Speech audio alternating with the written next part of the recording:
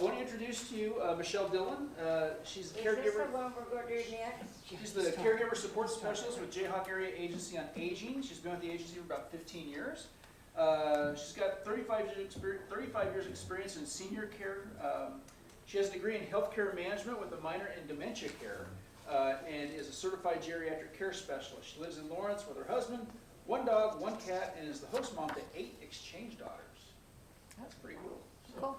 And I'm originally from Chicago, so I don't know KU, I don't know K-State. So As long as you don't know Missouri, you're okay.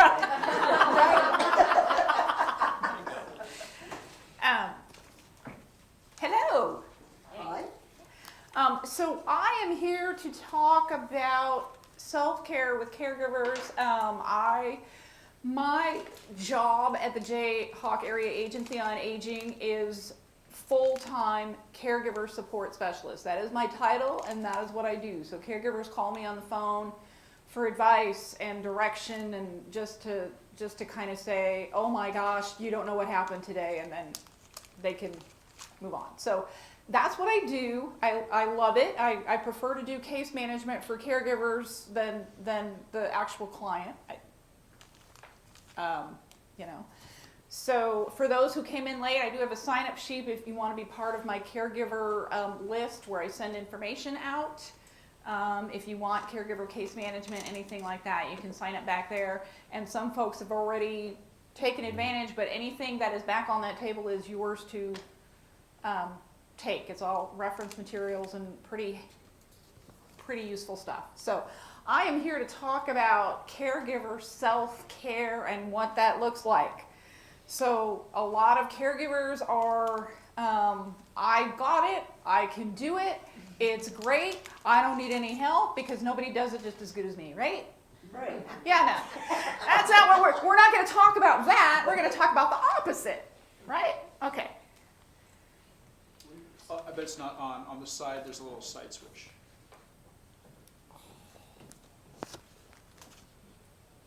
Gotcha. Yeah. Oh, there we go. Okay. Okay. So Rosalind Carter, everybody knows her, right? Rosalind Carter created a caregiver center. After she took care of her mother, she created a center and has written some books to help caregivers. This is quotes from her. So you have been a caregiver, you currently are a caregiver, you will be a caregiver, or you will need caregiving. That pretty much describes 100% of the population, right there. So whatever stage you're in now, that's what that looks like, okay? Definition of caregiving. Unpaid individual takes on the responsibility of providing care for the individual. So that's what we're talking about. We're not talking about the formal supports of the home health agencies that you pay hourly for caregiving. We're talking about the caregivers that save the government billions of dollars every year because they don't get paid. Caregiving looks, I think a lot of people look at the definition of caregiving as I'm just like full force into it. But caregiving can be something like your neighbor's husband passed away and you bring him a casserole, right? Or you help somebody who's sick because you're going to, it could be that small, or it could be big enough that you're helping with bathing and that kind of thing. So it looks different for everybody at one time or another. I think at one time or another we've all helped somebody with something, right? So, but no matter that, no matter what size or how big or small is it, it's not something to be minimized. It is a big job because everybody has their own lives.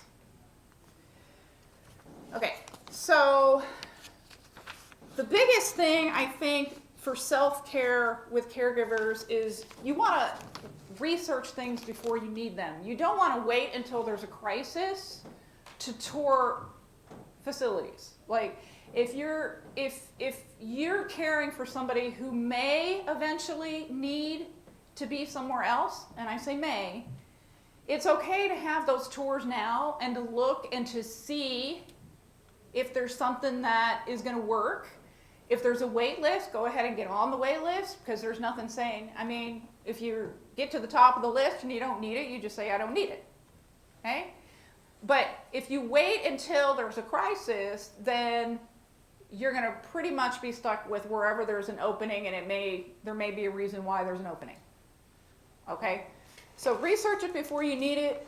If you're dealing with early stages of anything, research what that path is going to look like. Educate yourself on what that path is going to look like so you know how to handle it when it gets there. And that's going to help with a lot of stress, okay? And then if you got everything all set and then things change, then you have to be a little bit flexible on that, okay? And this one is really important. Don't make promises you may not be able to keep, okay? Promise me you'll never put me in a home. The answer to that is, I am going to do my absolute best to make sure you are in the best place possible. Okay? Because things happen. I haven't really taken an actual survey, but I'm pretty much sure if I did take a survey to folks that are in a nursing home or assisted living, their answer is going to be, no, I didn't really want to be here. I don't think they're knocking down the door. Okay? So they got there because their options were limited.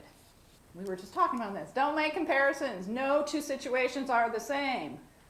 Well, so-and-so got this. Well, so-and-so needed that. That might not work for you. So don't make comparisons. Don't get stressed out because what you're going through doesn't look like what the neighbor's going through. It's just not going to happen. Okay? Also know that what works one day may not work the next. And most of the stuff I'm talking about is if you're caring for somebody that's on the memory spectrum. If there's some physical disabilities and that kind of thing, that's kind of a different conversation. You can still do the education and the resources and that kind of thing, but it just looks different a little bit because as they were talking about in the mental health section, a lot of times they are still able to think for themselves and make those decisions on their own. Okay? So if you make a decision and it turns not to be the best decision in the world, that's okay. Right?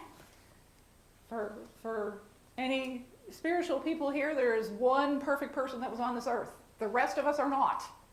Okay? And so we're going to make that decision. We're going to move on. So avoiding caregiver burnout. As we said, you want to learn as much about the person's condition and how it can change over time. Education is going to be so important.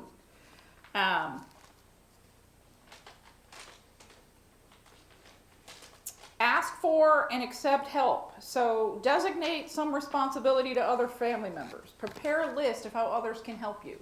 If you have if you have a brother and sister that lives, in Arizona, well, they can't help me because they're a long distance caregiver. Well, they could. They could be the financial person who's handling the online banking accounts. They could help pay for home health services a couple of hours a week so you could get some respite. So there's some things that other family members can do when there's a long distance need. So kind of make a list and prepare how they can help you. And I would also add to that any family that's involved, get a text message list going, get an email list going, because what will happen is you're the main person taking care of them, right? And you see all these changes, and then your sibling, relative comes in for a visit, and they're like, well, they're fine. I don't know what you're talking about, right? You have that email list or that text list, you can say, hey, Dad did this today. And just keep them up to date on a daily basis of what's going on so that they're not thinking that thing is fine because you've got all that going on. And then you can give them a list. Hey, can you help me with this? Or when you come into town, can you do this? Or, they need some boost. Can you order some and have it sent? Anything like that you can get other folks to do or take off your plate. And it really could be as simple as your next door neighbor is already going to Dillon's. Hey, could you pick me up some milk and some bread while you're there? They're not going to mind. I promise you, they're not going to mind. They're already at the store. Okay? It's okay to ask. Right? I know, everybody's busy. I don't want to ask anybody.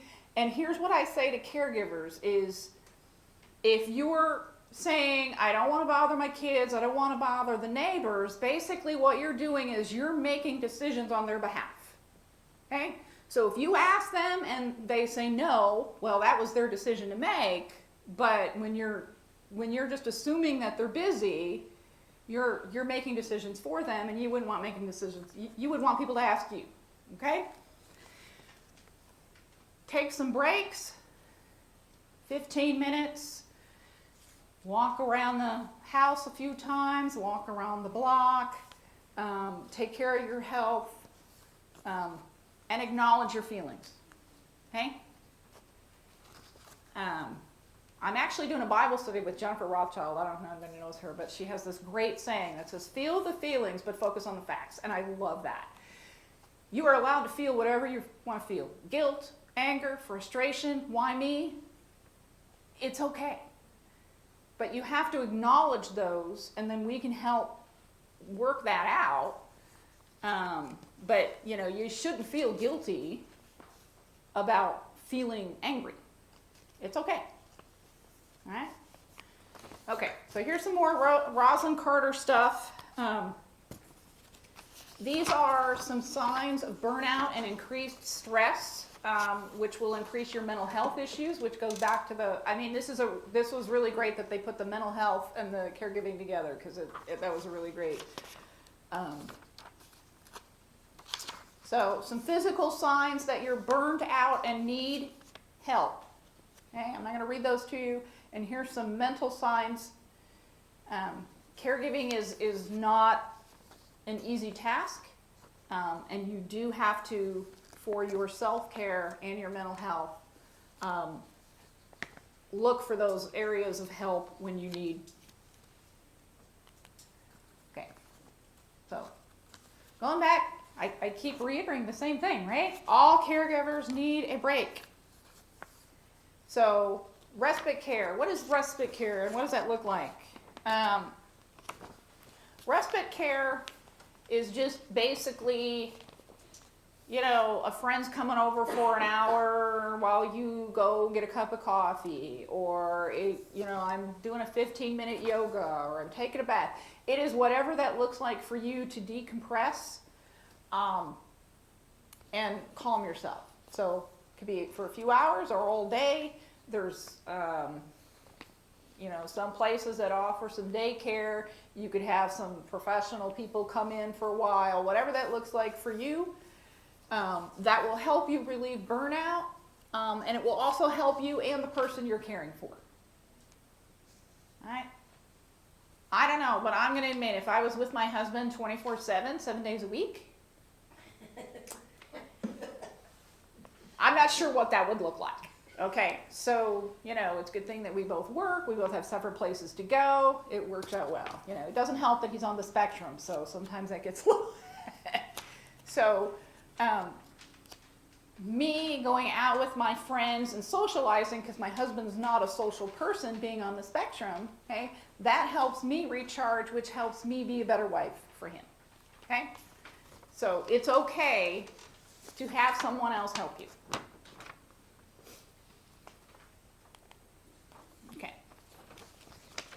So you can provide better care, you feel better, your health is better, and that's part of where the education and resources come in. So you might not need it now, but look and see what kind of in-home health agencies, and that's something that JAAA can help you with. If you call me on the phone, I can help you guide, because there's probably about 20 in-home care agencies. So which one do you pick? Well, there's some that are more focused on the physical needs. There's some that are going to be better trained for the dementia. We can narrow those down for you. We can narrow down the hospices. So educate yourself ahead of time before you need it. I'm going to be like a broken record saying that.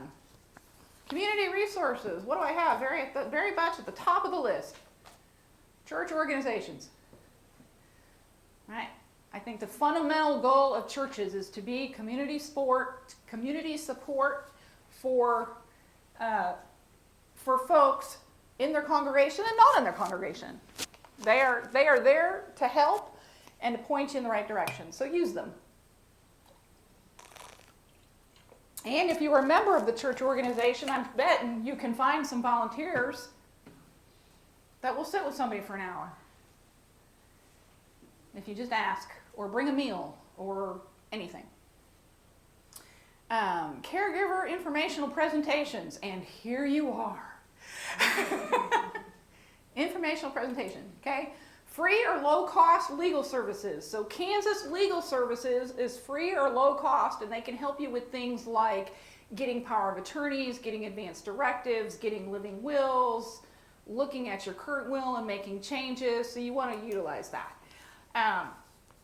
I think there's a misnomer for a lot of folks that think if I'm independent in my home, I don't need a whole lot of help. Like, you know, I'm not going to have help in my home because there used to be this idea that if somebody needed help in their home, then they needed to automatically go somewhere, okay? But there's so many in-home services now that is not the case. And if your car is broken, you take it to a mechanic. If you need medication, you get it from a pharmacist, right? Our entire lives, we're dependent on somebody for something at some point, okay? And we need to have that kind of mentality that dependency doesn't, to be independent, sometimes you need to be dependent on others. So if you if you're not dependent on others and you think that you can go ahead and take the laundry basket down to the basement to do your laundry, and then you have a severe fall down the stairs, well then now you're not independent, right? So get somebody to do that and you can remain independent. So support groups and or counseling. I facilitate several support groups in the community.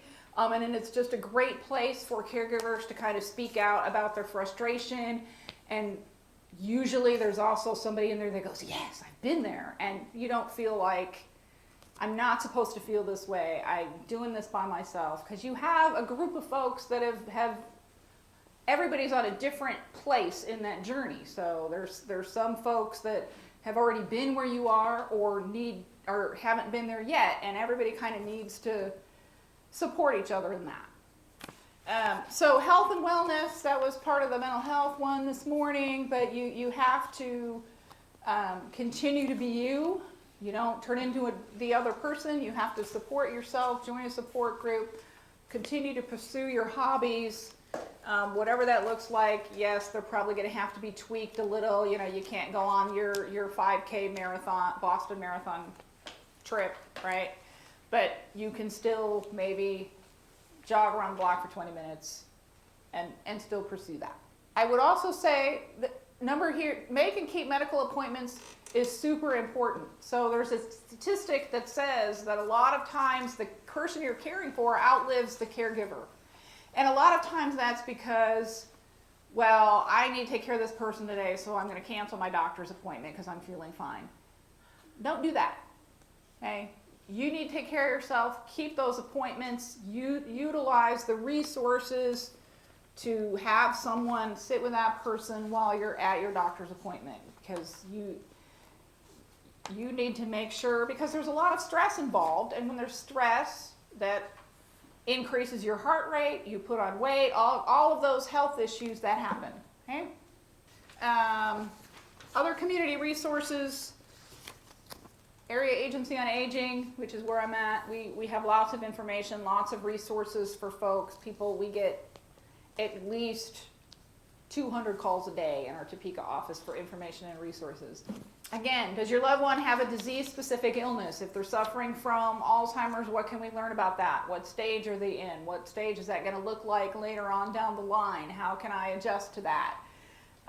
Do I need bath bars in the bathroom for safety? Do I need to change my lighting? Do I need to get rid of my throw rugs? All of those informational things. You can have someone come over and do a home assessment and look at all of that. What are my transportation options? Can I use the bus? Can I get a T-Lift? Can I get Uber? What does that all look like? and who are providers of in-home services for when I need it. Okay? So respite care, going back to that, lots of different ways that that can be provided. So you could get a home care agency. A lot of them are around $35 an hour, so they're not inexpensive. But they can help with personal care. Sometimes bathing can be an issue, getting someone to bathe, and it might be just having someone coming in for an hour and help somebody take a bath 3 times a week so that you're not doing it. There's ways, I mean, you don't, I'll give you an example. I met with a family at Lawrence Memorial Hospital once because they were really upset because the discharge planner told them that their father needed 24/7 care, and they automatically were thinking, it's $7,000 a month. Oh my gosh, what am I going to do? Well, after we had a conversation, the family had somebody that worked nights and was usually home during the day but needed to sleep, and then somebody else who worked during the day. So what we decided was that they needed someone for breakfast and to help them get up and get dressed, and then maybe needed somebody for lunch. And so you're looking at a 4-hour gap of time as opposed to 24/7, which was much more manageable. So that's the kind of things that we can kind of figure out and see how to extend the money, because we retire, we're living longer, that has to be saved. And what does division of assets look like, and all of those things. Adult daycare, there's some places that will offer a place for them to go during the day. Unfortunately, there's not that many in Lawrence, but it is an option. They can have their meds there, their breakfast and their lunch while somebody is working, and then you just have them at night. Overnight stays. Basically what that means is if you have to go to a wedding out of town or something like that, there's some folks that can do 2 or 3 day stays at a daily rate. Support programs, and please utilize your informal respite care of family and friends who can come over and sit for an hour or 2 or something like that. Okay? So the medical community. You have to advocate for your loved one's care. I have lots and lots of stories of the caregiver is at home and notices changes. They're not balancing the checkbook. Subtle changes, right? But the person is still socially appropriate. So they go to the doctor's office and the doctor says, "How are you?" And you say, "Fine." Right? So they're still socially appropriate, and the doctor, "Oh, well, he's confused." No, they're fine, right? So you have to advocate, make a list. These are the things I'm needing. When my father-in-law needed hospice, the doctor looked at him and said, "I think he's fine." And I said, "All I'm asking is for a referral for hospice.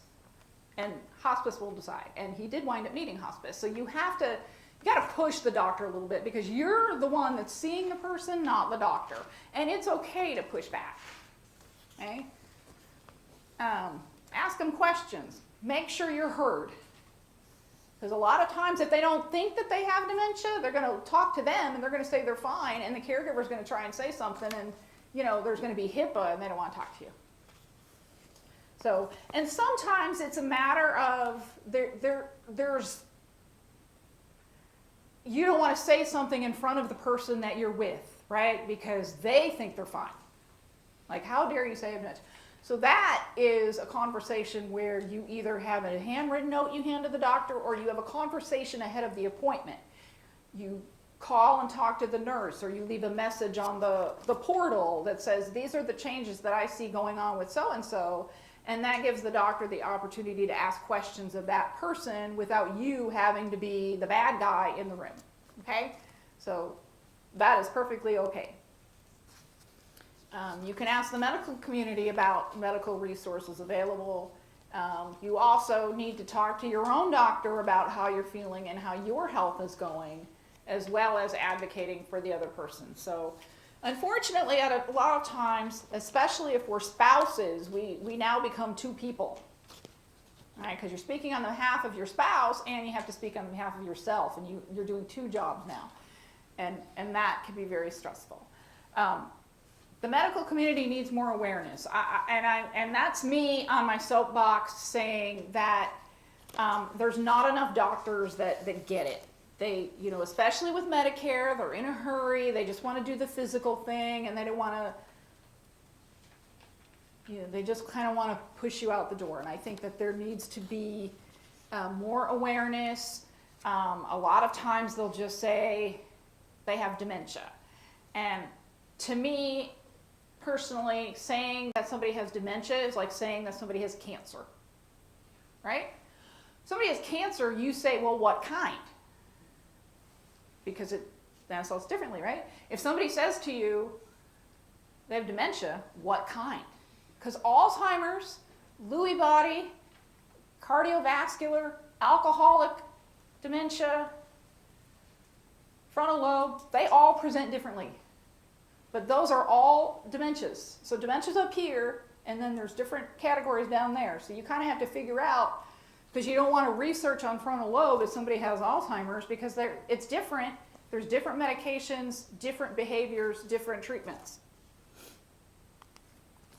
Okay? Dealing with anger. So I'm a caregiver and my life has changed. I can't go out to the ballet when I want to. I can't just go out to the store when I want to. Right? We just both retired and we're getting ready to travel. And this happened. Right? Well, I mean, I don't know about you, but I'm going to be pretty angry about that, ain't I? And it's okay. You can be angry. And also, the person who is suffering with the dementia is going to be angry. They're going to tell you there's nothing wrong with them, but they know there's something wrong with them, and you know there's something wrong with them, but they're going to be angry because they don't know how to fix what's happening. Okay? So you just have to remember that anger is a symptom. So if they get mad at you, they're not mad at you. They're mad at the situation. They're mad at the fact that they have to ask you for help. They're mad that they're no longer independent. Okay? So try not to take that personally. What I always say is, like, if somebody's had a physical stroke, when you've had a stroke, there's a change. So you have weakness, your face is maybe kind of drooping, so the person who's looking at my brain, he has a stroke back there, my brain can see that he has a stroke. And so my brain is saying there's a different behavior there, I need to react differently. Okay? If someone has some type of dementia, they may physically look like the same person you've been married to for 30 years. Physically look the same. And so they're coming asking you the same question every 5 minutes. You're like, what the heck is wrong with you? Because, right? So your brain takes a while to adjust to the fact that they're different because they look the same. So it's okay to give yourself some grace. Okay? But if they're asking you the same thing, you want to respond calmly. Trying to say, I already told you we had lunch. Because what is that going to do? That's just going to make the person angrier. You're going to get angrier.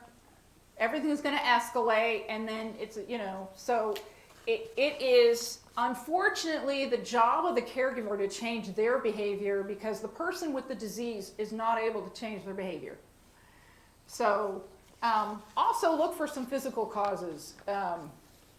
I had a lady that I met with just the other day who had a lot of anxiety and a lot of fussing around, and it was because she was in some pain.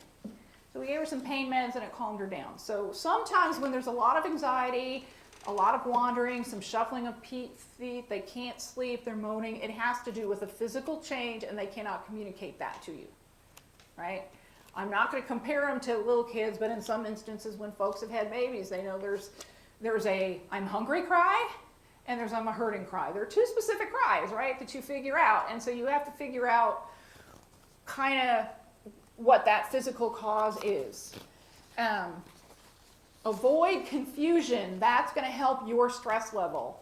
So limiting choices. Instead of saying, what do you want to eat? Say, do you want pasta or fish? Do you want a ham sandwich or a turkey sandwich? So they still have autonomy, they still are independent, but they're not stressed out over overthinking something that they just can't really communicate anymore. Okay? Plan for some quiet times. So music, maybe just a nice time playing cards together or something like that. All of that's going to help reduce your stress and their stress. And reducing their stress always is good for everybody. Okay? Support groups. Support groups are important for all of these things. Gives you a moment to focus on you. A lot of times you don't want to be in front of your person saying, "Oh, I'm so frustrated." Right? But I can tell a man I'm frustrated. Right? I can tell you I'm frustrated, and you'll be like, "Yep, I get it." So support groups are super important. I know that support groups, to me, it's like when a caregiver has 16 things on their list, the support group is probably the first one that they're going to cross off because there's so many more things that they think are more important. I get it. If there's a possibility to even do one online in a separate room while you're still at home, that's okay too. There's also I'm part of if you're on Facebook, I'm part of like a Facebook caregiver thing where they ask questions of each other and get answers and just kind of vent on Facebook. So it's called Care Blazers or something like that. So even something like that you could do is okay. Here's some interesting facts. 44% of caregivers caring for someone with Alzheimer's or other depression or other dementias repress their feelings. So a caregiver calls me on the phone and I say, "How are you?" And their response is, and then my response is, "No, how are you really?" And then that gives them permission, and then we're on the phone for an hour. Okay? Because you're not really fine, are you?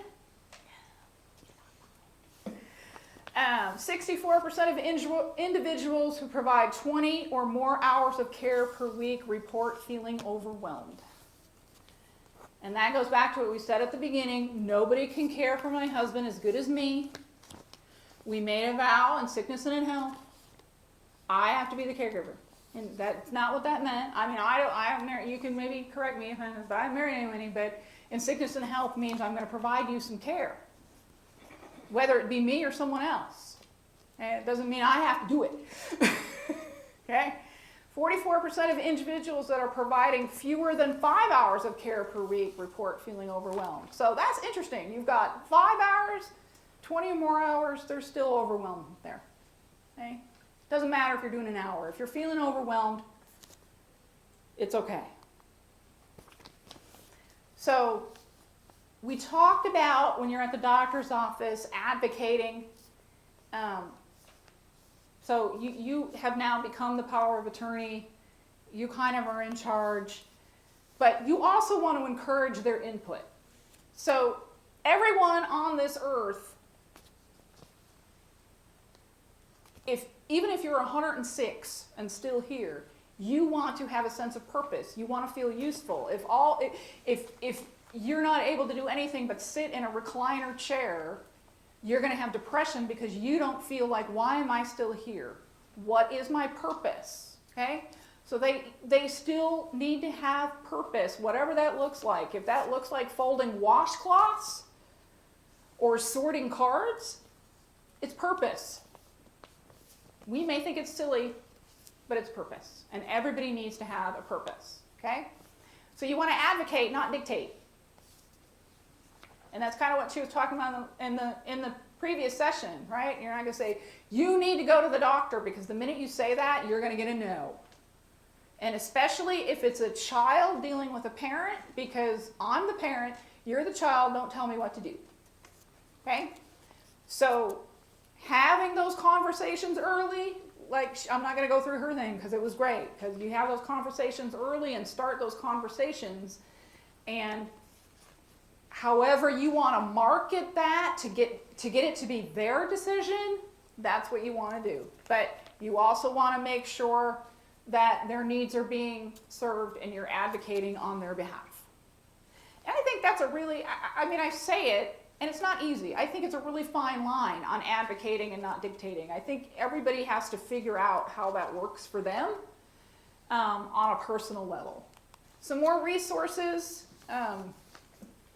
These are all online resources. The Senior Resource Center here, AARP. There's a Family Caregiver Online Alliance website that has lots of information. These are all good resources, and you'll get copies of all of that, so you don't have to write all of those down.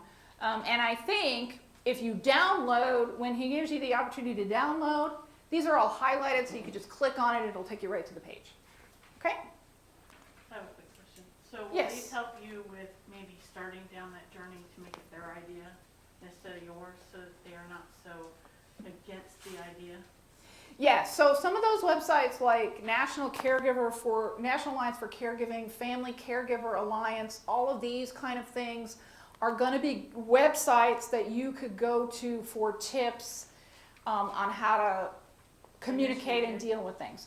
I also in the back have some booklets and some postcards on a website called True Alta. And I set up a lot of caregivers with that, because what that is it's like 2 or 3 minute snippet videos on how to help somebody with bathing, or how to communicate, or how to talk to somebody about going to the doctor. All those little things, and they're just like 2 or 3 minute snippet helpful tips for folks, and that's part of that education process. So yeah, explore. Lots of good stuff there. Oh, I see, I put Charlotte in there. Look at that. Caregiver case management, that's what I do. That just means I basically call folks on occasion and say, hey, how you doing? What you need? And they say they'll say I'm fine and not want to push it because things are going okay, or we'll talk about it. So yeah, so there's lots of different good things there. So some more resources. Caregiver Stress, caregiving.com, so lots of different places that you could go for tips and help. Here's some websites where you could do some journaling, put your feelings on paper, okay? And this is my last thing. It says, sad thing about this Joe is in 70 years we'll be doing the same thing and still be bald and no teeth and wearing diapers. Poor Joe. Okay, so that is that. Do anybody have any questions, comments? I have a question. Yes, ma'am. What happens when you're a caregiver and the person dies? What kind of support do you have then? So there are lots of well, I wouldn't say Besides lots. a grief group. Yeah, there's grief support. I think we do have several folks who have lost a loved one that still go to support groups. What kind of support groups is there for us caregivers? Yeah, the caregiver support I was groups that we In have. Baldwin, the caregiver Mhm. support group, we often have the caregiver continue to come after their loved one has died. They find purpose often in sharing in that experience with others who are going through what Yeah. they finished going through. That's been their support in their community, so that continues to support them as they make their transition back to remembering who they were before they became a caregiver. 20 plus hours a week. Because that's hard once they're gone. I mean, Well, it is, and a lot of people, and I think with the caregiving journey, especially with somebody with dementia, if you're going to a lot of people that are through that journey at the caregiver support group, they're going to say that they've already lost that person while they're still here on earth. So they're already starting the grieving process before the next journey actually begins. And so continuing to go to support groups after the death of someone, you're going to continue to grieve, and sometimes when you're sharing that experience with others, it helps you through that grieving process. I'll also say, just from an outsider perspective, as pastor, who a lot of my role is caring for them after they lose their loved one, The difference in those who have done self-care along the way, maintained a hobby, stayed connected to their people, engaged respite care, their transition after their loved one's death is easier than those who have wholeheartedly dug in and insisted on being the only one who can care for my loved one. Because that can become so consuming that their grief process becomes not only grieving the other person, but looking around and realizing they don't know themselves anymore. Yeah, they've kind of lost their And purpose in their life because their whole purpose 24/7 was taking care of somebody instead of kind of continuing to remain an individual. So yeah. I always love Amanda's insights. And we do have a support group at the Baldwin Methodist Church on the first Wednesday of every month at 1 o'clock, as well as I have a couple of them here. I have one at West Side Presbyterian and one at the United Methodist Church on Vermont. So if you want a list of where those are, I did not bring those flyers because I work from home and I have to print them, but if you want to get put on the list, I can mail you a support group information. Any other comments, questions, personal experiences you want to share?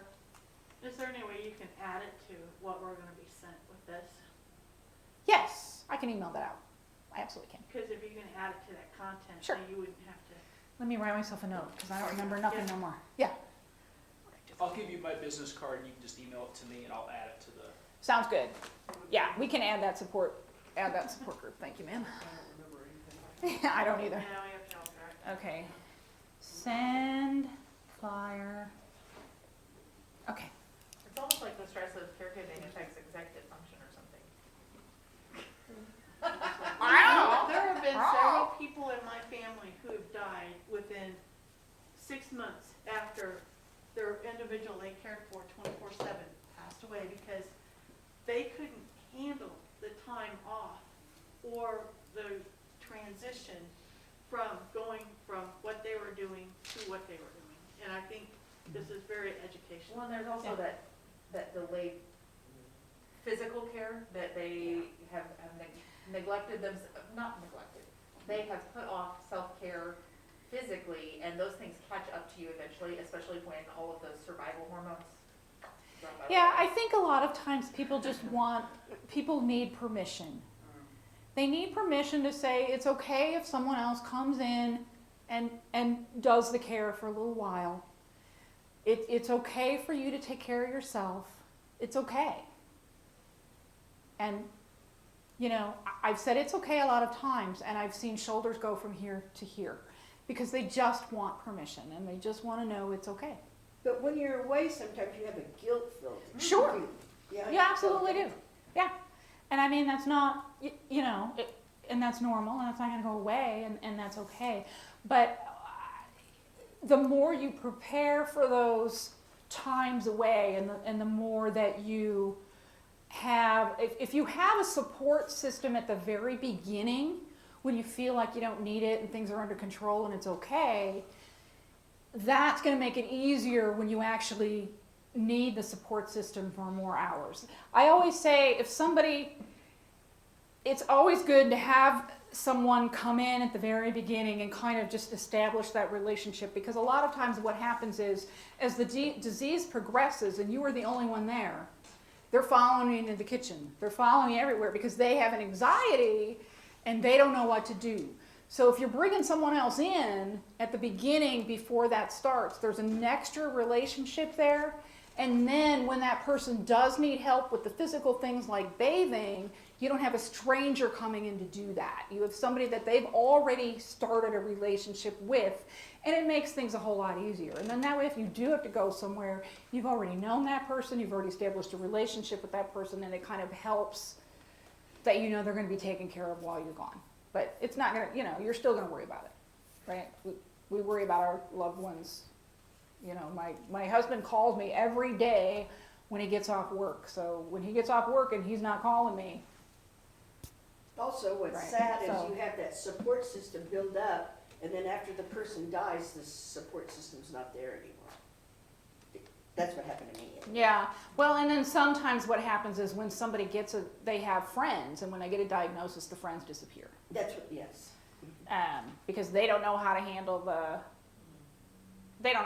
disease. And that again is where the education and communication comes in. You know, I had a lady just the other day who talked to me and said, well, my husband and I go to breakfast at McDonald's with a group, and I'm trying to decide whether I should tell them he has dementia. And I said, you need to tell them so that they can help you. And you know what happened is she told them, and they went, yeah, we knew. See, that's me. Right? So you're not, yeah, it's not a secret. They do know, they just need permission to help you with it. So, and it, you know, any of these, you know, my information's going to be on the information he sends out. My full-time job is caregiver support. So that's all I do.